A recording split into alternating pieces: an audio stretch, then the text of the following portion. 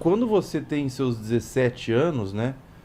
Os seus 18 anos ali, que você está na fase de transição de sair do ensino médio para uma faculdade, isso é uma coisa de muita ansiedade para essa galera, né? É uma fase, inclusive, eu não sei se no Brasil é assim, mas eu sei que no Japão, na Coreia, esses países que têm muita pressão, é uma das fases de maior taxa de suicídio essa fase de transição, É porque é uma verdade. pressão tão grande.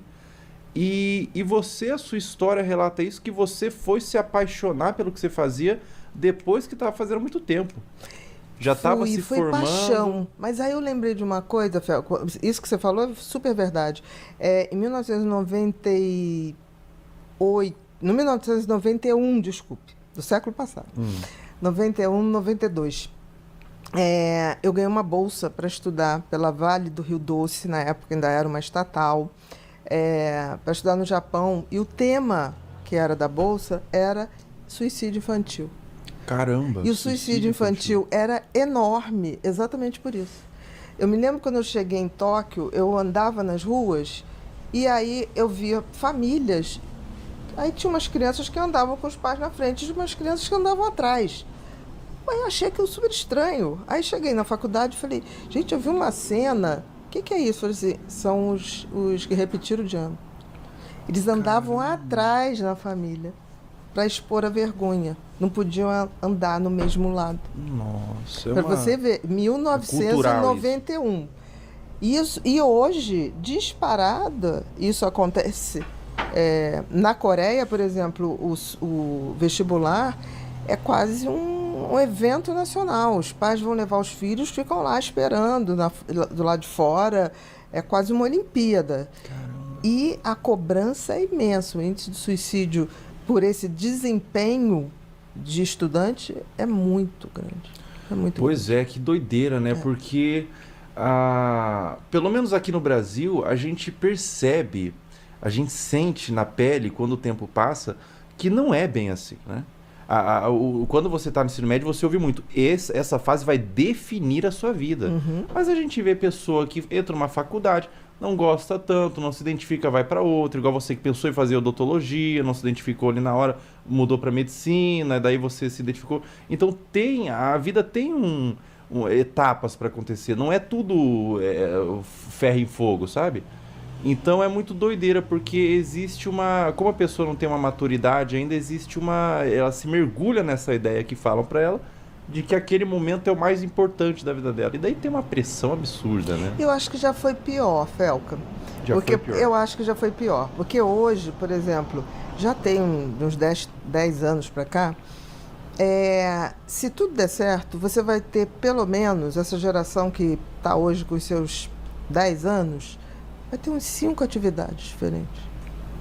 Essa coisa da minha geração, que era você fazer ou engenharia, ou medicina, ou advocacia. Aí você tinha aquela cobrança social para quem fosse seguir estudando. Depois vieram a tecnologia, começou a tecnologia, aí também foi abrindo uma margem. Mas hoje eu vejo, por exemplo, pessoas, eu mesmo, né, eu hoje não atendo mais. E olha que medicina é uma carreira linda, maravilhosa. A medicina é muito melhor do que os médicos, eu sempre digo isso. Hum, É uma coisa muito mais bonita do que quem exerce, sim. né? É meio sagrada a medicina.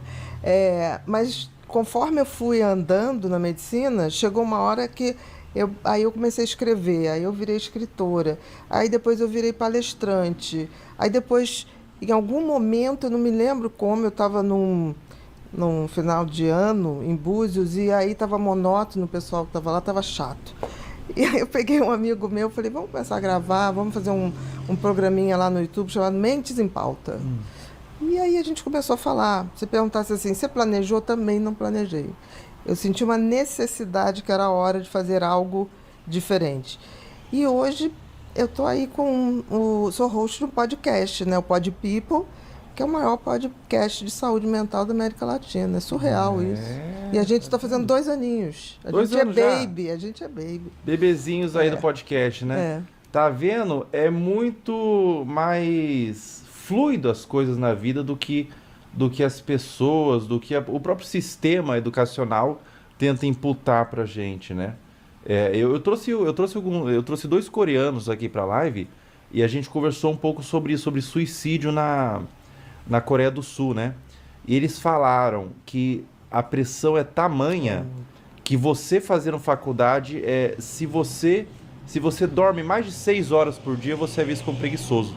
É isso mesmo. Você tem que fazer faculdade de manhã, o dia inteiro fazendo faculdade, você tem que ter um trabalho, tem que fazer estágio, tem que estar ocupando o seu dia inteiro, e daí você tem que dormir meia-noite e acordar às 5. Se você dorme 6 horas, você dorme 8 horas, que é o recomendado, né? Você é visto como preguiçoso. Ah, é preguiçoso, indiligente. O que é um absurdo, né? Porque assim, não dormir bem talvez seja uma das coisas que mais tira desempenho. Hum. Isso aí a gente sabe hoje, independente. O ideal é que se durma à noite, né? Mas tem gente que consegue inverter esses fusos, mas o importante é dormir. E dormir bem, 7, 8 horas, mas nunca... você falou uma coisa, início da década de 90, 1990, do século passado, tinha uma coisa que era moda, uma pessoa de classe média alta, você ia numa festinha assim, e dentro de medicina, e aí as pessoas, tinham mulheres assim, aí fazia aqueles grupinhos, você chegava perto, aí você chegava, o que estão falando? Tá. Uma vez eu estava num grupo de mulheres, uma falava assim, não, mas o meu tem 3. Porque, não, o meu 5, o meu 2. Eu falei, que será isso? Né? Pensei, será que são milhões? Então, fiquei quieta. Aí eu teve uma hora que eu perguntei a uma, eu falei, estão falando de quê? 2? Não, Pontes de Safena. Aí eu falei assim, gente, eu não estou acreditando que estava tendo competição dos maridos que tinham tantas pontes de Safena. Caramba! Porque isso representava, naquela época, status. Tipo assim, o cara que infartava tinha uma ponte de Safena, era um trabalhador. Era um cara bem-sucedido, era um empresário, era um médico que trabalhava muito. Que doideira. Falei, gente, que sociedade a gente está construindo. E aí isso estoura hoje. Nesse exemplo, você me dá na Coreia. Que doideira, meu. Porque é muito aquela coisa, você trabalha,